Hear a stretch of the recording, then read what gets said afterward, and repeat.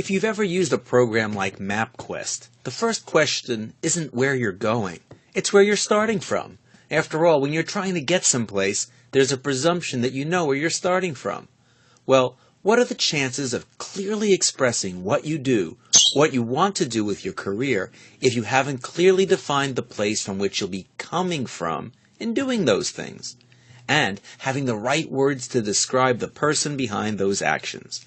My guest today helps people define their core values and how they affect the choices you should be making as your business starts, grows, and prospers. We'll hear from him right after my public speaking tip of the week here on Full Speech Ahead, so stay tuned. Ask not what your country can do for you. Ask what you can do for your country. Free at last! Free at last! Thank God Almighty! We are free at last! Mr. Gorbachev, tear down this wall. We've got to take the neighborhood back. So my children will not be afraid to say the word AIDS when I am gone. Each one of you has your own platform. Mine is a stage in a studio. Yours is wherever you are.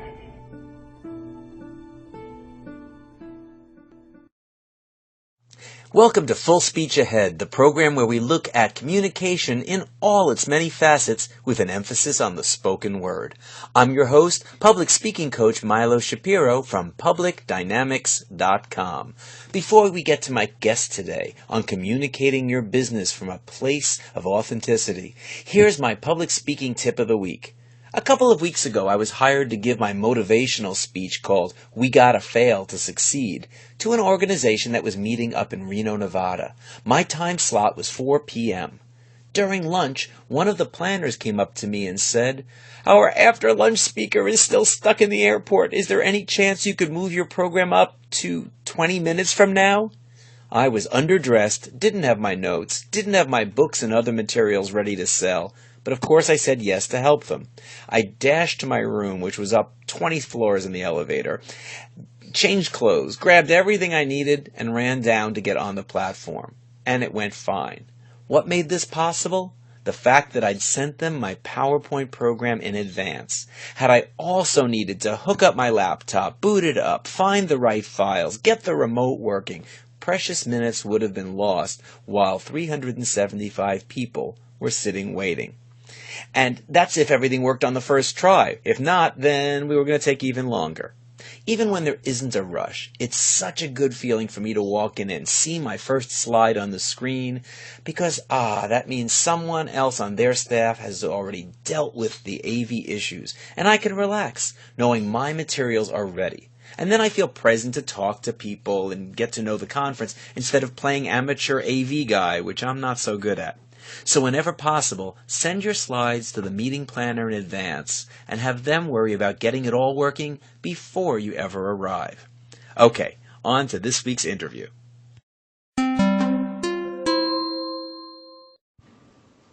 And now on to this week's interview. My guest today is Rod Kempton. Rod is a business and career coach living in Southern California. Rod's quest is to inspire individuals, entrepreneurs, leaders, and teams to live and work with greater integrity, authentic power, and synergy. He guides them in combining their values with their expertise to create their powerful directions. Drawing from his rich and diverse background, Rod is also able to share a wide range of real-life experiences and different perspectives often encountered in today's social, entrepreneurial, business, and institutional environments. He guides his audiences and coaching clients to significant breakthroughs in skill development and implementation.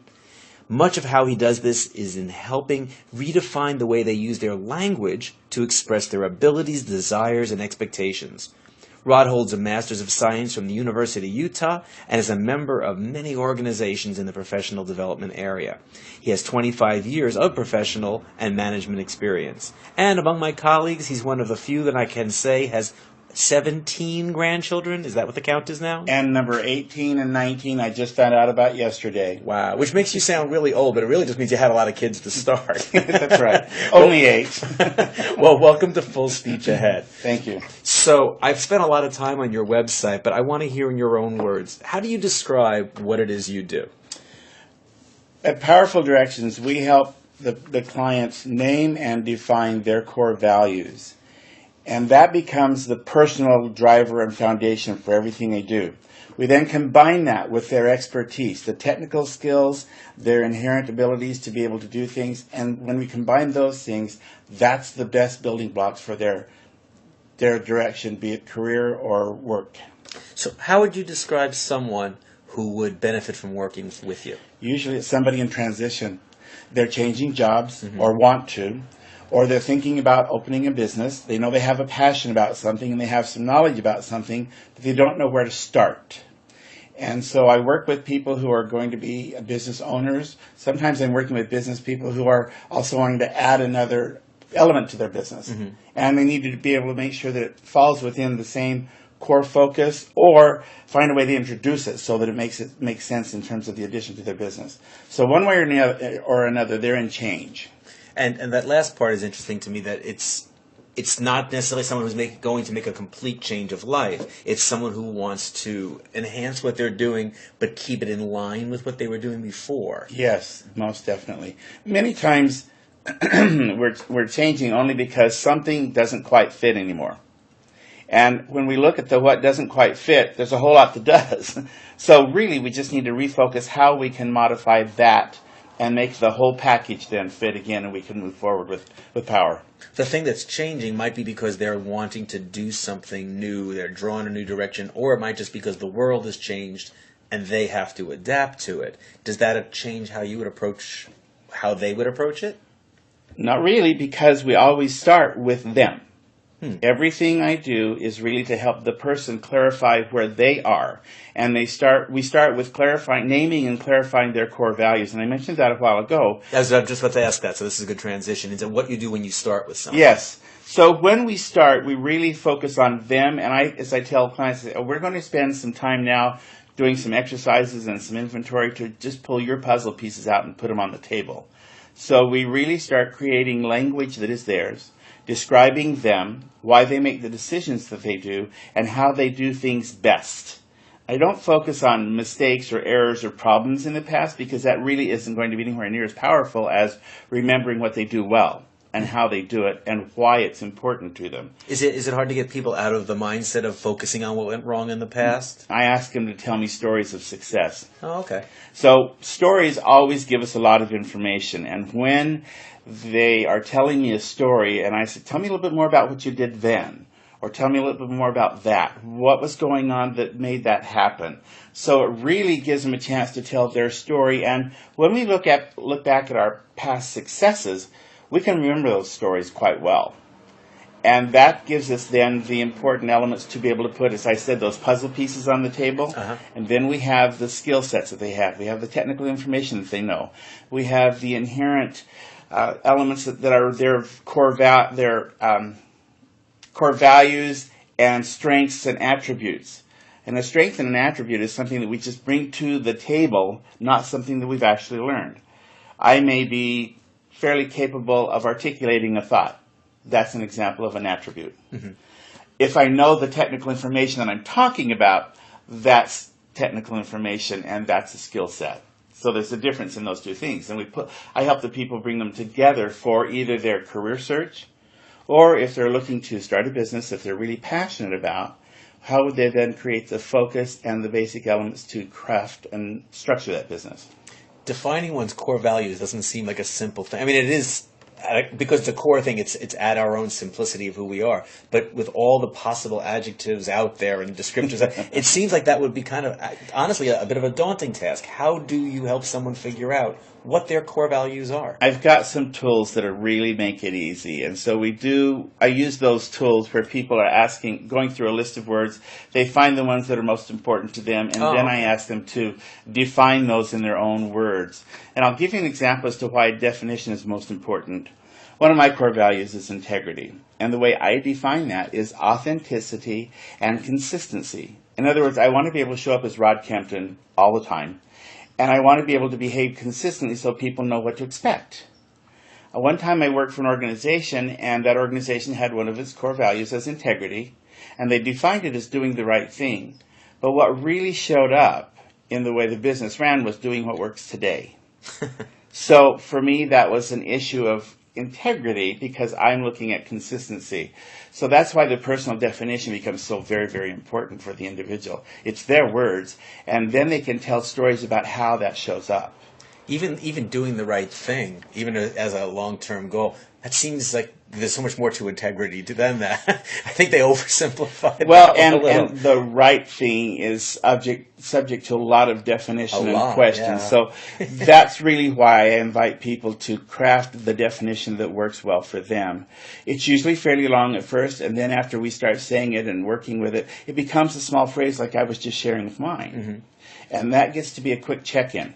When I'm facing a decision, let's check it against my 5 core values. Okay, it's in alignment with at least 4 of them. Then that gives me a pretty strong indication that it's a good decision. Yeah, as compared to just hoping that, is this in line, what seems right in the moment? It gives you some place to kind of check in with it. Exactly. Yeah, very concrete measurement tools. Cool. When we come back from this break, it's just going to be 30 seconds or so, we're going to look at what is the role of a coach in your business. So stay tuned for that. Not another boring conference. Liven it up with IMPROVentures and the fun of improvisation.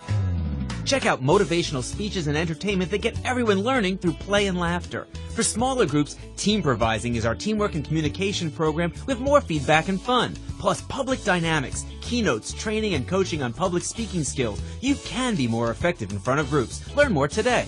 IMPROVentures, 619-542-0761, or see videos at IMPROVevents.com. And we are back with the second segment of Full Speech Ahead with my guest, Rod Kempton, business and career coach, if you're just tuning in. So when we left off, I was about to ask you, what do you think is the most important role of a coach? The coach's most important element is to be able to ask the right question. Our job is to help people pull forward the information that applies to the solution. And I don't have the solution. That's not my job. The people I work with always have their solution. They just haven't uncovered it or been able to put voice to it. So my job is to ask them questions and pull out those little bits of detail that really give us powerful difference between this is generally what I want to do or this is exactly how I'm going to do it. Because when we can craft step-by-step directions, then they have power. It sounds like your role is way more about unmuddying the waters so they can see what's there for them already as compared to helping them see what's there. That's a great analogy because many times we walk into it, there's a great big world, this mass whirling around me, and if I can just simply help them to clear it all out and then segregate those different elements and how they fall into place, then they can create a plan. One of my favorite stories is a woman with whom I was working, and she wanted to start a business. She knew what she wanted to do. She knew why she wanted to do it. But she kept saying, well, I want to do this. I want to do that. And her conversation in the beginning wasn't one of confidence. We worked together, and the more we worked, the clearer she got. And my absolute aha moment for both of us was when she said, well, I was working with a person who was going to help me write my business plan. And he told me that he didn't think my business idea was a very good business. I told him I didn't care what he thought because I know exactly what I'm going to do and where and how. And I just need him to write the business plan. I said, do you realize how much progress you've made compared to our first conversation where you were wishing and hoping and bouncing around with everything you wanted to do? And right now you just told somebody, no, we're doing this is how, and I need you to help me write the plan. If she hadn't had clarity, she wouldn't have realized that this man was not on the right page for her at that point. That's right. Yeah. And she could correct him. She just needed him to do one thing, not tell her about her business, but to help write the business plan because she knew exactly what needed to go into it. I was working with someone a week or two ago whose big issue was when she needed to stand up and describe her business, it came out different every time. Not because it was natural, but because she hadn't really figured out how to describe what it is she does. And we just came up with, and now she has a little plan. Every time it's one thing that she does, how she does it better than other people, and just getting to the point. And I saw, because she always had fumbled at this networking meeting of hers, when she finished, everybody applauded because it was the first time she described described it in just like 3 sentences and looked like I did it. And I know from watching you, because to tell my audience, I've watched Rod work with someone before, and he's actually worked with me a little bit as well, how quickly you get people to the language that seems to work well for them. But getting the people to that place, there's got to be a plan up front. From the, do you create a plan together in the first appointment, or does that come over time? I have a process I take people through. Okay. And so in the beginning, there are 2-hour sessions, and we do lots and lots of digging and work in those 2-hour sessions. They have homework in between. And after that, we start using all of that information we've pulled. Then we start crafting the language they use. And because they are their words that we're pulling out, when it comes time to use them in an introduction or to write something about their products or services, their words ring true and they're easy for them to use. So they start crafting their own information using their words that we pulled out during the processes that I take people through. And they can't very well say, well, that's not how it is, because you go, really? Because these were your words. Right, and that's what I say, okay, this is what you said. Is there something that says it better? What would you say? And so everything gets to be modified. Sure.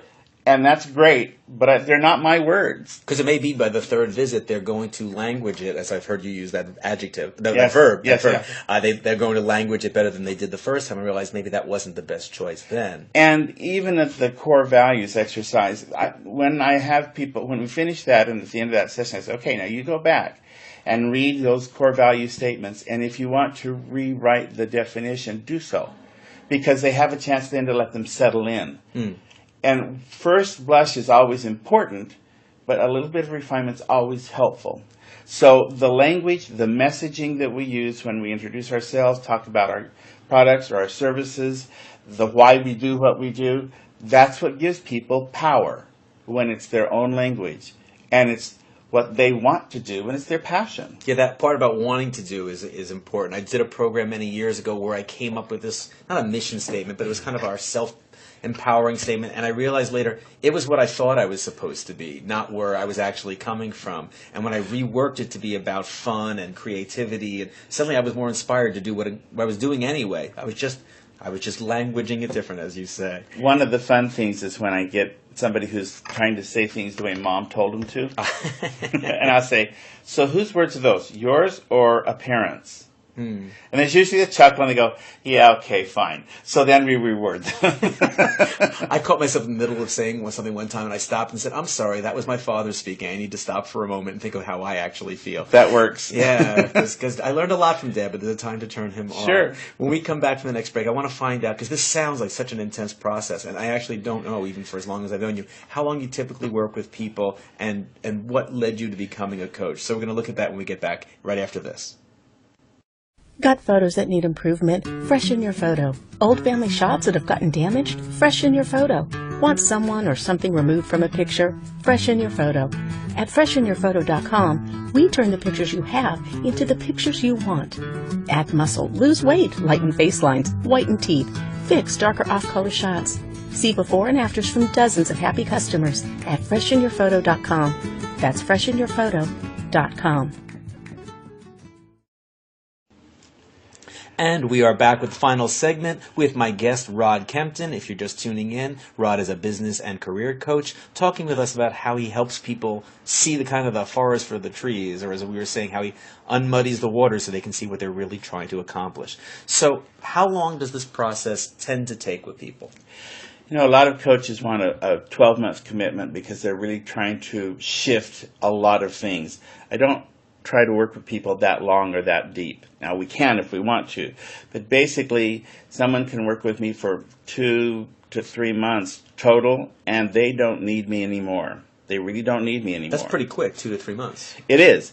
Our first 2 segments, as I described earlier, would be 2-hour sessions, and I try to have those within 10 days, no longer than 2 weeks apart, so that we keep the momentum going. Mm-hmm. And then after that, they have several things they need to do, and then we meet with just 1-hour sessions to help them refine their languaging, or to refine the plan they're creating, or to do something that is the next step with what they've already created.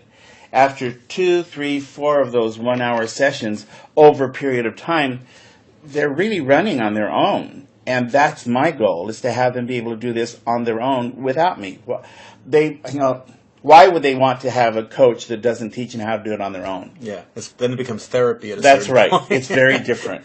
So I really, and I tell people in the beginning when I chat with them, I say, my job is to work myself out of a job with you. Mm-hmm. Now, when they have something they want to come back to and work with me on, such as they want to craft a presentation, then I can help them put together that presentation. That's another task. We don't go through all the first step, but we have it on record, so we can pull it out and then use that for our information. Or if they want to take one more step at taking what we decided to do, the next step, we may take that information again and see how it takes us into the next step of the plan. So I continue to work with people over time, but it's on an as-needed basis. I have some people I've worked with for 2 years. And we work together very well for 3 months, and then about every 5-6 months, they come back with another task, activity, presentation, whatever. We work together again, and they run on. They're just fine. And it's really nice to see that someone is on the right path and they're just coming to you for something specific. I know with the public speaking coaching that when I get a call 6 months later, okay, it's a new program, but they've already put all the pieces into effect. They've mapped out how it's going to lead from their transition into their body. And I'm like, hey, they're doing all the right things. They just need that little boost through this phase. The other element that they need is the other set of eyes and ears. And that's one of the things I always tell people to do. The coach's role is to be the other set of eyes and ears, to see what could be done a little bit differently, to help them understand what they are saying and see if that's what they really want to say or should we change it. And at that point, I love the fact that they always have more confidence. Mm-hmm. Whatever's going to happen, and you do this, you know this from working with people who are speaking, and I work with people who are speaking as well. Confidence is the best indicator for success. When they have confidence, it will be successful. And with this process that we get to go through together, their confidence just soars step by step by step. And they don't have that same quizzical look. It's like, what am I going to do next? What do you think about? And that's a very different approach. Or looking at their audience like, did that work? Was that okay? I mean, if people are making the right choices and doing it with confidence, they're always going to do at least B+ work. Oh, yeah. It's just a question of whether they want to cross over into that AA+ every time. Mm-hmm. And that's where the extra work comes from. But at least if they've built that confidence you're talking about, they're on the right foot to make that happen. What led you to becoming a coach? Where did this stepping out into this role come from? I've been doing this type of work within the arena of employee training programs and organizational development within organizations for 25 years, 30 years. And in that role, there was always, we were crafting the plan to help people build skills they didn't have, that's training, or help managers look at a process that is going on in their organization that maybe wasn't successful, or how could they create better success, that's organizational development. And in that process, there was always an element of me helping people discover their approach that would work for that. So I pulled all of that forward and pulled some of those activities I've used for years into a different arena, and we call it coaching. And that's why I really started working that way with people, because now I got to concentrate the whole thing on coaching rather than the training program development and the organizational assessment. I can still do those, right, but I love helping people through that coaching process because there's such immediate feedback and results. Well, what's great is that you've niched being able to do that, but if they bring up one of the other kinds of things that it's leading them toward, you can still be a good sounding board for that, rather than saying, sorry, that's outside my niche. And I can help them create a plan to do that, or I can even be their resource for a lot of those things. But I'm not trying to paint the picture for the whole world, of the whole realm of everything I can do at first. That's overwhelming. That's confusing to people. We start with the coaching elements, and then wherever it takes us after that, either I'm a resource or I help them find the resource that they need. So I'm hoping some people listening will say, oh my gosh, I've got to get this guy on the phone. And I want to repeat, I'm going to say it at the end, that his website is powerfuldirections.com, which is such a great website. I'm amazed you were able to get that. You must have had it for a while. But if someone is listening and they're not in a position where they're ready to hire a coach, if you wanted to lead them on that step toward confidence, what's one or two thoughts you could share with them, that something that's actionable for them today, perhaps? Think about times you were successful. What did you do right? The answer to that question right there will probably help you figure out what you can do this time. What have you done right before in a similar situation? That's going to help them in terms of creating a possible plan. And one of the things that I always enjoy helping people do is realize they have been very successful 95% of the time. Yeah, people forget how often they're successful by focusing on the other 5%. They just forget that, well, I've done that many times. And I love it when people go, oh, well, yeah, I can do that. Very good. What are you going to do? Then the plan falls out. So it's great. I guess that does make sense. I want to thank you for being my guest today on Full Speech Ahead. And I want to let my listeners know once again that they can learn more about Rod at powerfuldirections.com. If you've enjoyed this episode live, it'll be on my website for replay by tomorrow to share with others, along with many of the other interviews I've done and posted at fullspeechahead.com. If you'd like to get notices of other upcoming Full Speech Ahead shows and see more tips on public speaking and creating a more playful life, sign up for my newsletter at miloshapiro.com. You can also check out that same site for information on my coaching and training in public speaking for you or your work team. I'm also available for my team building course, Teamprovising, where we use games of improvisation to look at teamwork, creativity, and communication. And my motivational speeches on risk-taking get the whole audience playing along. More on that at miloshapiro.com. And with that, I am Milo Shapiro, always moving full speech ahead. Till next time.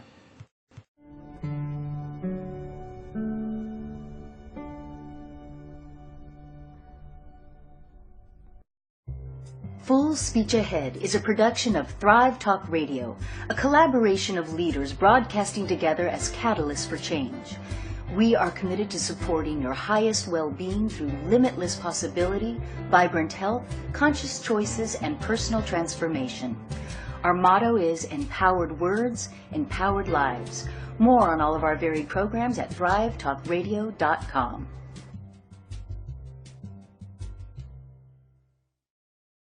Not another boring conference. Liven it up with Improv Ventures and the fun of improvisation. Check out motivational speeches and entertainment that get everyone learning through play and laughter. For smaller groups, Teamprovising is our teamwork and communication program with more feedback and fun. Plus public dynamics, keynotes, training, and coaching on public speaking skills. You can be more effective in front of groups. Learn more today. Improv Ventures, 619-542-0761, or see videos at IMPROVevents.com. Got photos that need improvement? Freshen your photo. Old family shots that have gotten damaged? Freshen your photo.